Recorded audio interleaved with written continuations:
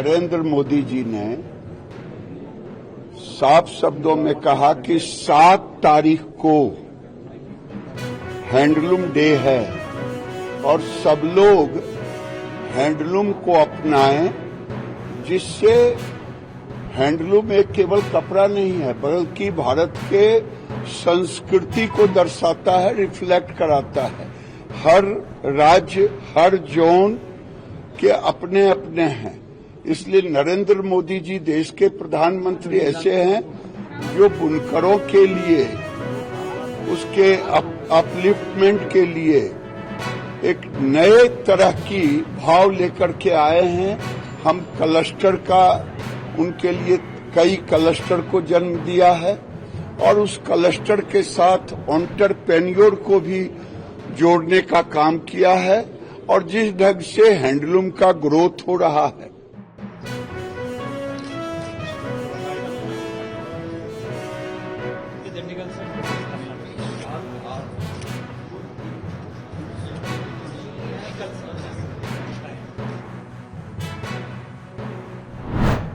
ಒಟ್ಟಾರೆ ಕರ್ನಾಟಕದಲ್ಲಿರುವಂತಹ ಕಾಂಗ್ರೆಸ್ ಸರ್ಕಾರದ ದುರಾಡಳಿತ ಮತ್ತೆ ಖಜಾನೆ ಖಾಲಿ ಮಾಡಿರುವಂಥದ್ದು, ಸಂಬಳ ಕೊಡಕ್ಕಾಗದೇ ಇರುವಂತಹ ಪರಿಸ್ಥಿತಿ, 2 ತಿಂಗಳು 3 ತಿಂಗಳಾದ್ರೂ ಸಂಬಳ ಇಲ್ಲ, ಸಾರಿಗೆ ನೌಕರರು ಸ್ಟ್ರೈಕಲ್ಲಿ ಹೋಗ್ತಾ ಇದ್ದಾರೆ.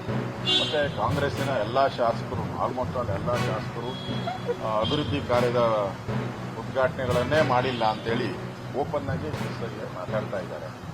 ಸೊ ಸಿದ್ದರಾಮಯ್ಯನವರು ಒಂದು ರೀತಿ ಸಿದ್ದರಾಮಯ್ಯ ಆಗಿ ಅಭಿವೃದ್ಧಿ ಕಾರ್ಯಕ್ಕೆ ಹಣ ಬಿಡುಗಡೆ ಮಾಡ್ತಾ ಇಲ್ಲ, ಪಾಪರ್ ಆಗಿದೆ.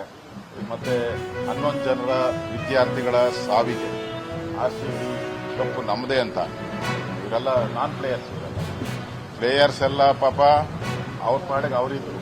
ಈ ನಾನ್ ಪ್ಲೇಯರ್ಸು ಇವ್ರು ಪ್ಲೇ ಮಾಡಕ್ ಹೋಗಿ 11 ಜನನ ಸಾವಿಗೆ. ಇದನ್ನು ಪ್ರಮುಖವಾಗಿ ನಾವು ವಿಧಾನಸಭೆಯಲ್ಲಿ ಚರ್ಚೆ ಮಾಡ್ತೀವಿ.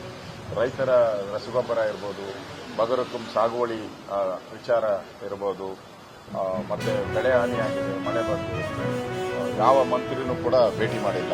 ನಾನು 2-3 ಕಡೆ ಒಂದು ಭೇಟಿ ಮಾಡಿದ್ದೀನಿ.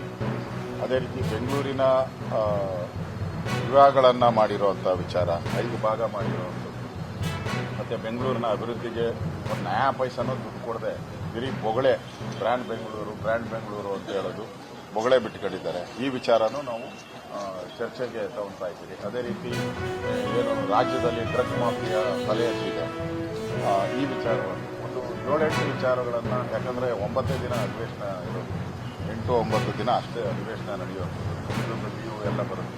ಅಷ್ಟರಲ್ಲಿ ಈ ಸರ್ಕಾರಕ್ಕೆ ಇಕ್ಕಟ್ಟಿಗೆ ಸಿಕ್ಕಿಸುವಂಥದ್ದು, ಈ ಸರ್ಕಾರದ ದುರಾಡಳಿತವನ್ನು ಬಯಲಿಗೆ ತರುವಂಥ ಕೆಲಸವನ್ನು ನಾವೆಲ್ಲ ಮಾಡುವಂಥ ತೀರ್ಮಾನವನ್ನು ಇವತ್ತು ಮಾಡಿದ್ದೀವಿ.